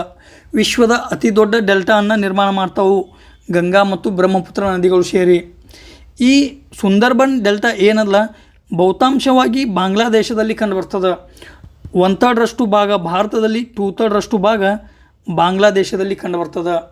ನದಿಗಳು ಹೊತ್ತು ತಂದ ಮೆಕ್ಕಲು ಮಣ್ಣಿನಿಂದ ಸಮೃದ್ಧವಾದ ಪ್ರದೇಶವನ್ನು ನಿರ್ಮಾಣ ಮಾಡ್ತಾವು. ಓಕೆ, ಇದರಲ್ಲಿ ಸುಂದರ್ಬನ್ ಡೆಲ್ಟಾ ಮುಖ್ಯವಾಗಿ. ಇದು ಸುಂದರ್ಬನ್ ಡೆಲ್ಟಾ ಸುಂದರಿ ವೃಕ್ಷಗಳ ತಾಣ ಅಂಥೇಳಿ ನಾವು ಗುರುತಿಸ್ತೇವೆ. ಓಕೆ, ನೆಕ್ಸ್ಟ್ ಈ ಗಂಗಾ ನದಿಯ ಮತ್ತು ಗಂಗಾ ನದಿಯ ಇತರ ಉಪನದಿಗಳಲ್ಲಿ ಗಂಗಾ ನದಿ ಡಾಲ್ಫಿನ್ ಕಂಡುಬರ್ತದೆ. ಗಂಗಾ ನದಿ ಡಾಲ್ಫಿನನ್ನು ಭಾರತದ ರಾಷ್ಟ್ರೀಯ ಜಲಚರ ಪ್ರಾಣಿ ಅಂತೇಳಿ ಗುರುತಿಸ್ತೇವೆ. ಭಾರತದ ರಾಷ್ಟ್ರೀಯ ಜಲಚರ ಪ್ರಾಣಿ ಯಾವುದಂದ್ರೆ ಗಂಗಾ ನದಿ ಡಾಲ್ಫಿನ. ಓಕೆ, ಇನ್ನು ಗಂಗಾ ನದಿ ಎಲ್ಲಿ ಉಗಮ ಹೊಂತದ ಅಂತ ನೋಡೋದಾದ್ರೆ ಮೂಲತಃ ಸ್ನೇಹಿತರೆ ಗಂಗಾ ನದಿ ಉತ್ತರಾಖಂಡದಲ್ಲಿ ಉಗಮ ಹೊಂತ ಅನ್ನೋದು ನೋಡಿದೆವು. ಗಂಗಾ ನದಿ ಒಂದೇ ಶಾಖೆ ಅಥವಾ ಒಂದೇ ಜರಿಯ ಮೂಲಕ ಉಗಮ ಹೊಂದುವುದಿಲ್ಲ. ಮೂಲತಃ ಭಾಗೀರಥಿ ಮತ್ತು ಅಲಕನಂದ ಈ 2 ನದಿಗಳು ಅಥವಾ ನದಿ ಶಾಖೆಗಳು ಒಂದುಗೂಡಿ ಎಲ್ಲಿ ದೇವಪ್ರಯಾಗದಲ್ಲಿ ಒಂದುಗೂಡ್ತಾವು. ಅಲ್ಲಿದಿಂದ ಮುಂದೆ ಇದನ್ನು ಗಂಗಾ ನದಿ ಅಂತೇಳಿ ಕರಿತೇವೆ. ಓಕೆ, ಭಾಗೀರಥಿ ಮತ್ತು ಅಲಕನಂದ ನದಿಗಳು ದೇವಪ್ರಯಾಗದಲ್ಲಿ ಒಂದುಗೂಡ್ತಾವು. ಅಲ್ಲಿಂದ ಮುಂದೆ ಏನಾಗ್ತದ ಗಂಗಾ ನದಿ ಅಂತೇಳಿ ನಾವು ಕರಿತೇವೆ. ಹಾಗಾದ್ರೆ ಇಲ್ಲಿ ನಮ್ಗೆ ಪಂಚಪ್ರಯಾಗ ಅಂತೇಳಿ ಬರ್ತಾವು. ಪಂಚಪ್ರಯಾಗ, ಈ ಪಂಚಪ್ರಯಾಗಗಳನ್ನು ನೋಡೋದು ಅತಿ ಮುಖ್ಯ ಅನ್ನಿಸ್ತದೆ. ಅದಕ್ಕಿಂತಲೂ ಮೊದಲು ಇಲ್ಲಿ 4 ಧಾಮಗಳಂತ ಬರ್ತಾವು. ಆ 4 ಧಾಮಗಳನ್ನು ನೋಡುವುದು, ಅವುಗಳನ್ನು ಪೂರ್ವದಿಂದ ಪಶ್ಚಿಮಕ್ಕೆ ಕ್ರಮವಾಗಿ ಅರೇಂಜ್ ಮಾಡುವುದು ಇಂಪಾರ್ಟೆಂಟ್ ಆಗ್ತದೆ. ಮೊದಲನೇದು ಬದ್ರಿನಾಥ. ಸ್ನೇಹಿತರೆ ಬದ್ರಿನಾಥ ಎಂಬಲ್ಲಿ ಅಲಕನಂದ ನದಿ ಉಗಮ ಹೊಂತದ. ನೆನಪಿರಲಿ, ಬದ್ರಿನಾಥದಲ್ಲಿ ಅಲಕನಂದ ನದಿ ಉಗಮ ಹೊಂತದ. ನೆಕ್ಸ್ಟ್ ಕೇದಾರನಾಥದ ಮೂಲಕ ಮಂದಾಕಿನಿ ನದಿ ಉಗಮ ಹೊಂತದ. ನೆಕ್ಸ್ಟ್ ಗಂಗೋತ್ರಿ ಈ ಹಿಮನದಿಯ ಮೂಲಕ ಭಾಗೀರಥಿ ನದಿ ಏನಾಗ್ತದ ಉಗಮ ಹೊಂತದ. ನೆಕ್ಸ್ಟ್ ಯಮುನೋತ್ರಿಯ ಮೂಲಕ ಯಮುನಾ ನದಿ ಏನಾಗ್ತದ ಉಗಮ ಹೊಂತದ. ಸೊ ಈ ರೀತಿಯಾಗಿ ಬದ್ರಿನಾಥ್, ಕೇದಾರ್ನಾಥ್, ಗಂಗೋತ್ರಿ, ಯಮುನೋತ್ರಿ, ಬದ್ರಿನಾಥ, ಕೇದಾರ್ನಾಥ, ಗಂಗೋತ್ರಿ, ಯಮುನೋತ್ರಿ ಈ 4 ಧಾಮ್ಗಳನ್ನು ಪೂರ್ವದಿಂದ ಪಶ್ಚಿಮಕ್ಕೆ ನೆನಪಿಡಬೇಕು. ಸೊ ಇದನ್ನು ಯಾವ ರೀತಿಯಾಗಿ ಒಂದು ಕೋಡ್ ಮೂಲಕ ನೆನಪಿಡಿಬೋದು ಅಂದ್ರೆ ಭಾಗ್ಯ ಗಯಾ, ಭಾಗ್ಯ ಗಯಾ, ಓಡಿ ಹೋದರು ಅನ್ನೋ ಈ ಕೋಡ್ ಮೂಲಕ ಈ 4 ಧಾಮಗಳನ್ನು ನೆನಪಿಡಿಬೋದು. ಬದ್ರಿನಾಥ್, ಕೇದಾರ್ನಾಥ್, ಗಂಗೋತ್ರಿ, ಯಮುನೋತ್ರಿ. ಓಕೆ, 4 ಧಾಮಗಳಾದವು, 4 ಧಾಮಗಳಾದವು. ಇಲ್ಲಿ ಪಂಚಪ್ರಯಾಗ ಅನ್ನೋ ಕಾನ್ಸೆಪ್ಟನ್ನು ನೋಡಿದೆವು. ಯಾವ ರೀತಿ ಪಂಚಪ್ರಯಾಗ ಅಂದರೆ ಏನು? ಪ್ರಯಾಗ ಅಂದರೆ ಮೂಲತಃ ಸಂಗಮ, 2 ನದಿಗಳು ಅಥವಾ 2 ಈ ಝರಿಗಳು ಸೇರುವಂಥ ಪ್ರದೇಶವನ್ನು ನಾವು ಪ್ರಯಾಗ ಅಂತೇಳಿ ಕರಿತೇವೆ. ಮೊದಲ ವಿಷ್ಣು ಪ್ರಯಾಗ. ಓಕೆ, ವಿಷ್ಣು ಪ್ರಯಾಗ ಸ್ನೇಹಿತರೆ, ಬದ್ರಿನಾಥ ಮೂಲಕ ಅಲಕನಂದಾ ನದಿ ಹರಿದು ಭಾಗೀರಥಿ ನದಿಯನ್ನು ಸೇರ್ತಂತ ನೋಡಿದೆವು. ಇಲ್ಲೇನಾಗ್ತದೆ, ಈ ಅಲಕನಂದಾ ನದಿಯನ್ನು ದೌಲಿಗಂಗಾ ನದಿಯು, ಅಲಕನಂದಾ ನದಿಯನ್ನು ದೌಲಿಗಂಗಾ ನದಿ ಸೇರುವ ಪ್ರದೇಶವನ್ನು ವಿಷ್ಣು ಪ್ರಯಾಗ ಅಂತೇಳಿ ನಾವು ಗುರುತಿಸ್ತೇವೆ. ಓಕೆ, ವಿಷ್ಣು ಪ್ರಯಾಗ ದೌಲಿಗಂಗಾ ನದಿ ಸೇರುವ ಒಂದು ಪ್ರದೇಶ. ನೆಕ್ಸ್ಟ್, ನಂದಾಕಿನಿ ನದಿಯು ಅಲಕನಂದಾ ನದಿಯನ್ನು ಸೇರುವ ಪ್ರದೇಶ ಯಾವುದು? ನಂದಪ್ರಯಾಗ. ನೆಕ್ಸ್ಟ್, ಪಿಂಡಾರ್ ನದಿ, ಪಿಂಡಾರ್ ನದಿ ಅಲಕನಂದಾ ನದಿಯನ್ನು ಸೇರುವ ಪ್ರದೇಶ ಯಾವುದು? ಕರ್ಣಪ್ರಯಾಗ. ನೆಕ್ಸ್ಟ್, ಮಂದಾಕಿನಿ ನದಿ ಅಲಕನಂದಾ ಸೇರುವ ಪ್ರದೇಶ ರುದ್ರಪ್ರಯಾಗ. ಯಾವ ರೀತಿಯಾಗಿ ನೆನಪಿಡಿಬೋದು ಅಂದ್ರೆ, ಮೂಲತಃ ವಿ ಡಿ ವಿಷ್ಣು ಪ್ರಯಾಗದಲ್ಲಿ ದೌಲಿಗಂಗಾ ನದಿ, MR ಮಂದಾಕಿನಿ ನದಿ ರುದ್ರಪ್ರಯಾಗದಲ್ಲಿ, ನಂದಾಕಿನಿ ನದಿ ನಂದಪ್ರಯಾಗದಲ್ಲಿ, PK ಪಿಂಡಾರ್ ನದಿ ಕರ್ಣಪ್ರಯಾಗದಲ್ಲಿ. ಈ ರೀತಿಯಾಗಿ VDMR NNPK. ಇನ್ನೊಮ್ಮೆ ಹೇಳ್ಬೇಕಂದ್ರೆ, ವಿಷ್ಣು ಪ್ರಯಾಗದಲ್ಲಿ ದೌಲಿಗಂಗಾ, ಮಂದಾಕಿನಿ ನದಿ ರುದ್ರಪ್ರಯಾಗದಲ್ಲಿ, ನಂದಾಕಿನಿ ನದಿ ನಂದಪ್ರಯಾಗದಲ್ಲಿ, ಪಿಂಡಾರ್ ನದಿ ಕರ್ಣಪ್ರಯಾಗದಲ್ಲಿ. ಈ ರೀತಿಯಾಗಿ ಸಮಾಗಮ ಹೊಂದದ. ಕೊನೆಗೆ ಎಲ್ಲಿ? ಭಾಗೀರಥಿ ಮತ್ತು ಅಲಕನಂದ ಎಲ್ಲಿ? ದೇವಪ್ರಯಾಗದಲ್ಲಿ ಒಂದಕ್ಕೊಂದು ಸೇರ್ತಾವು. ದೇವಪ್ರಯಾಗ ಇದರ ಮುಂದೆ ಗಂಗಾ ನದಿಯಾಗಿ ಹರಿತದ. ಇನ್ನೊಂದು ಪ್ರಯಾಗ ಬರ್ತದೆ, ಅದು ಯಾವುದು? ಪ್ರಯಾಗರಾಜ. ಪ್ರಯಾಗರಾಜ ಮೂಲತಃ ಈ ಪ್ರದೇಶವನ್ನು ಅಲಹಾಬಾದ್ ಅಂತೇಳಿ ಗುರುತಿಸಲ್ಪಡ್ತಿತ್ತು. ಆದರೆ ಇತ್ತೀಚೆಗೆ ಸರ್ಕಾರ ಏನು ಮಾಡಿದ, ಅಲಹಾಬಾದನ್ನು ಪ್ರಯಾಗರಾಜ್ ಅಂಥೇಳಿ ಮರುನಾಮಕರಣ ಮಾಡಿದ.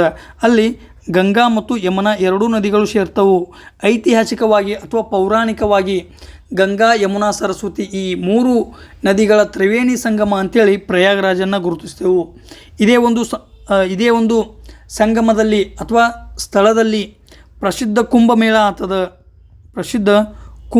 ಆಗ್ತದ. ಇತ್ತೀಚೆಗೆ ನಡೆದ ಮೇಳ ಕೂಡ ಇದೇ ಪ್ರಯಾಗರಾಜದಲ್ಲಿ ಸಂಭವಿಸಿತ್ತು. ಇದೇನು ನೋಡಿದೆವು? ಪಂಚಪ್ರಯಾಗಗಳನ್ನು ನೋಡಿದೆವು. ಗಂಗಾ ಅಂಥೇಳಿ ಎಲ್ಲಿಂದ ಕರೀತಾರೆ ಅನ್ನೋದು ನೋಡಿದೆವು. ಸೊ ಹರಿದ್ವಾರದ ಈ ದೇವಪ್ರಯಾಗದಿಂದ ಏನು? ಗಂಗಾ ಅಂಥೇಳಿ ಗುರುತಿಸಲ್ಪಡ್ತದೆ.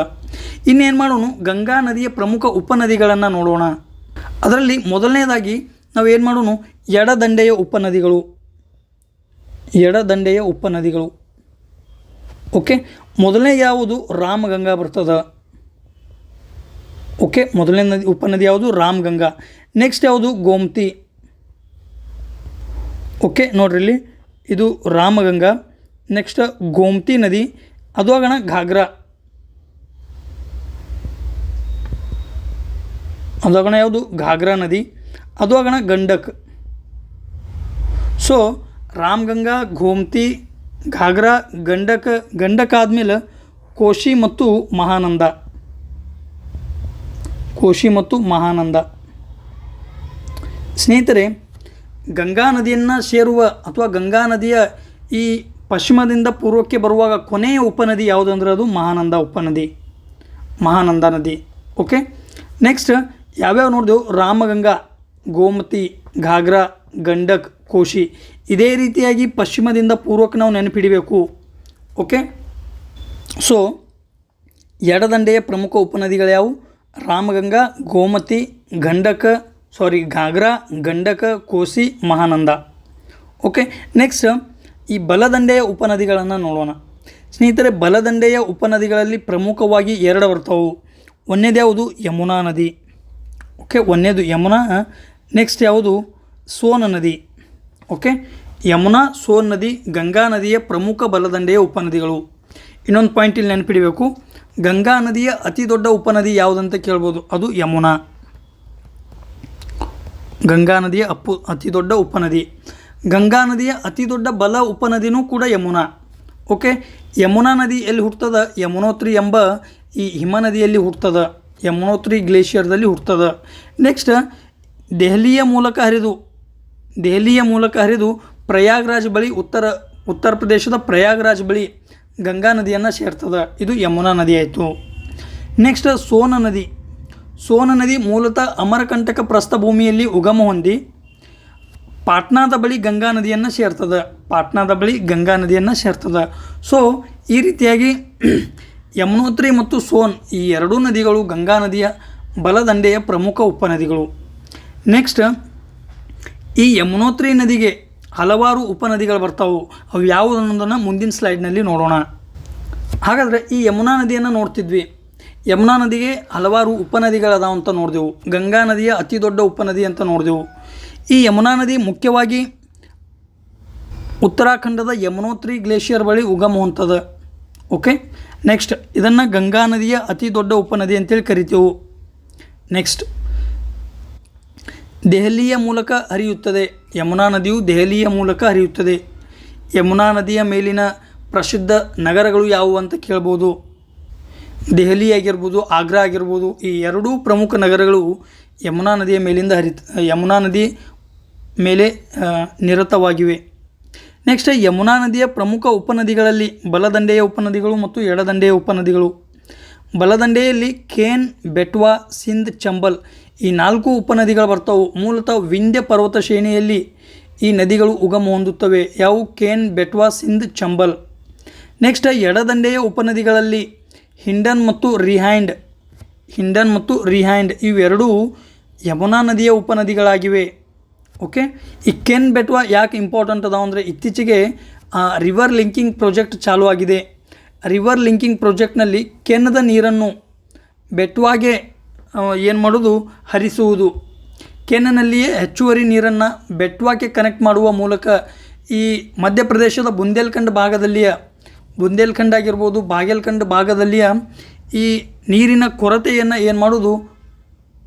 ಪರಿಹರಿಸುವ ಪ್ರಯತ್ನ ಈ ಕೆನ್ ಬೆಟ್ವಾ ನದಿ ಜೋಡಣೆಯ ಮೂಲಕ ನೆರವೇರ್ತದೆ. ಸೊ ಹಾಗಾಗಿ ಕೆನ್, ಬೆಟ್ವಾ, ಸಿಂಧ್, ಚಂಬಲ್ ಮೂಲತಃ ವಿಂಧ್ಯ ಪರ್ವತ ಶ್ರೇಣಿಯಲ್ಲಿ ಉಗಮ ಹೊಂದುವ ನದಿಗಳು. ನೆಕ್ಸ್ಟ್ ಈ ಯಮುನಾ ನದಿ ಮೂಲತಃ ಉತ್ತರಾಖಂಡ್ ಆಗಿರ್ಬೋದು, ಹರಿಯಾಣ ಆಗಿರ್ಬೋದು, ಡೆಲ್ಲಿ, ಉತ್ತರ ಪ್ರದೇಶ್ ಈ 4 ರಾಜ್ಯಗಳ ಮೂಲಕ ಹರಿತದೆ. ಗಂಗಾ ನದಿ 5 ರಾಜ್ಯಗಳ ಮೂಲಕ ಹರಿತ ಅನ್ನೋದು ನೋಡೆವು. ಯಮುನಾ ನದಿ 4 ರಾಜ್ಯ: ಉತ್ತರಾಖಂಡ, ಹರಿಯಾಣ, ದೆಹಲಿ ಮತ್ತು ಉತ್ತರ ಪ್ರದೇಶ. ನೆಕ್ಸ್ಟ್ ಈ ಯಮುನಾ ನದಿ ಆದ್ಮ್ಯಾಗ ರಾಮಗಂಗಾ ನದಿ ಯಾವುದಕ್ಕೆ ಫೇಮಸ್ ಅಂದ್ರೆ ರಾಮಗಂಗಾ ನದಿ ಜಿಮ್ ಕಾರ್ಬೆಟ್ ರಾಷ್ಟ್ರೀಯ ಉದ್ಯಾನವನದ ಮೂಲಕ ಹರಿತದ. ರಾಮಗಂಗಾ ನದಿ ಗಂಗಾ ನದಿಯ ಮೊದಲ ಎಡದಂಡೆಯ ಉಪನದಿ. ಇದು ಕೂಡ ಎಲ್ಲಿ ಹುಡ್ತದ? ಉಗಮ ಹೊಂತದ ಅಂದ್ರೆ ಉತ್ತರಾಖಂಡ ರಾಜ್ಯದಲ್ಲಿ ಉಗಮ ಹೊಂತದ. ಇಲ್ಲಿ ಉಗಮ ಹೊಂದಿ ಜಿಮ್ ಕಾರ್ಬೆಟ್ ರಾಷ್ಟ್ರೀಯ ಉದ್ಯಾನವನದ ಮೂಲಕ ಹರಿತದ. ಜಿಮ್ ಕಾರ್ಬೆಟ್ ರಾಷ್ಟ್ರೀಯ ಉದ್ಯಾನವನ ಏನು ನೆನಪಾಗಬೇಕು? 1973ರಲ್ಲಿ ಪ್ರಾಜೆಕ್ಟ್ ಟೈಗರನ್ನು ಇಲ್ಲಿಂದಲೇ ಆರಂಭ ಮಾಡಲಾಯಿತು. ಮೊದಲ ರಾಷ್ಟ್ರೀಯ ಉದ್ಯಾನವನ ಅಂತೇಳಿ ಗುರುತಿಸ್ತೇವೆ.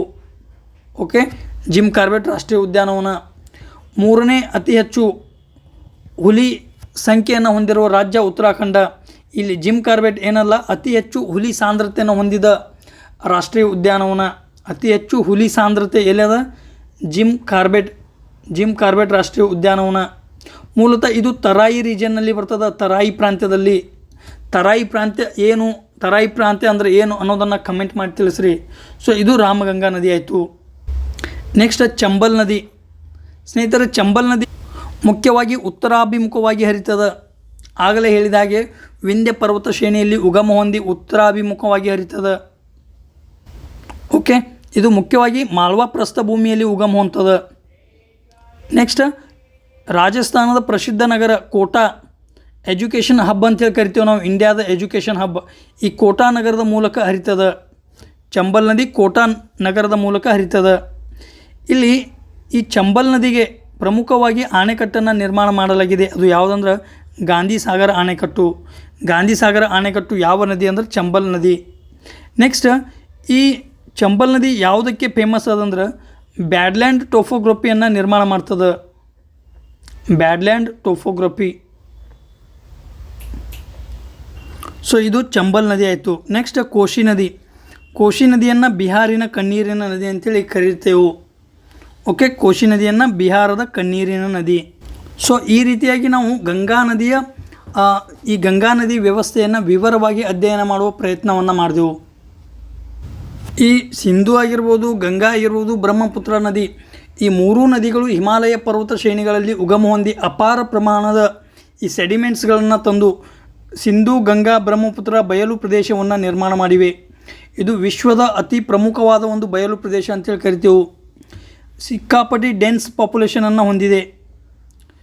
ಜನಸಂಖ್ಯೆಯ ಸಾಂದ್ರತೆ ಅತಿಯಾಗಿ ಕಂಡುಬರ್ತದೆ. ಉತ್ತರ ಪ್ರದೇಶ ಆಗಿರ್ಬೋದು, ಬಿಹಾರ ಆಗಿರ್ಬೋದು, ಪಶ್ಚಿಮ ಬಂಗಾಳ, ಇಲ್ಲಿ ಅತಿ ಹೆಚ್ಚು ಜನಸಂಖ್ಯೆ ಕಂಡುಬರಲು ಪ್ರಮುಖ ಕಾರಣ ಏನಂದ್ರೆ ಫಲವತ್ತಾದ ಭೂಮಿ ಆಗಿರ್ಬೋದು, ನೀರಾವರಿ ಆಗಿರ್ಬೋದು, ಕೃಷಿಗೆ ಯೋಗ್ಯ ಭೂಮಿ ಆಗಿರ್ಬೋದು, ಖನಿಜ ಸಂಪನ್ಮೂಲಗಳಾಗಿರ್ಬೋದು ಇತ್ಯಾದಿಗಳಿರುವುದರಿಂದ ಏನದ ಅತಿ ಹೆಚ್ಚು ಜನಸಂಖ್ಯೆ ಕಂಡುಬರ್ತದೆ. ಈ ರೀತಿಯಾಗಿ ನಾವು ಸಿಂಧೂ ನದಿಯನ್ನು ನೋಡಿದೆವು, ಬ್ರಹ್ಮಪುತ್ರ ನದಿಯನ್ನು ನೋಡಿದೆವು, ಗಂಗಾ ನದಿಯನ್ನು ನೋಡಿದೆವು. ನೆಕ್ಸ್ಟ್ ಏನು ಮಾಡೋಣ, ಮುಂದಿನ ವಿಡಿಯೋಗಳಲ್ಲಿ ಪರ್ಯಾಯ ದ್ವೀಪದ ಪ್ರಮುಖ ನದಿಗಳನ್ನು ನೋಡುವ ಪ್ರಯತ್ನವನ್ನು ಮಾಡೋಣ. ಸೊ ಇವತ್ತಿನ ಈ ವಿಡಿಯೋವನ್ನು ಇಲ್ಲಿಗೆ ಮುಗಿಸೋಣ. ಇಲ್ಲಿವರೆಗೆ ನಾವು ಮಾಡಿದ ವಿಡಿಯೋಗಳು ನಿಮಗೆ ಇಷ್ಟವಾದ್ರೆ ಲೈಕ್ ಮಾಡಿರಿ, ಶೇರ್ ಮಾಡಿರಿ, ಸಬ್ಸ್ಕ್ರೈಬ್ ಮಾಡಿರಿ ಅನ್ನೋ ಮೂಲಕ ಇವತ್ತಿನ ವಿಡಿಯೋನ ಇಲ್ಲಿಗೆ ಮುಗಿಸೋಣ. Thank you. ಜೈ ಹಿಂದ್.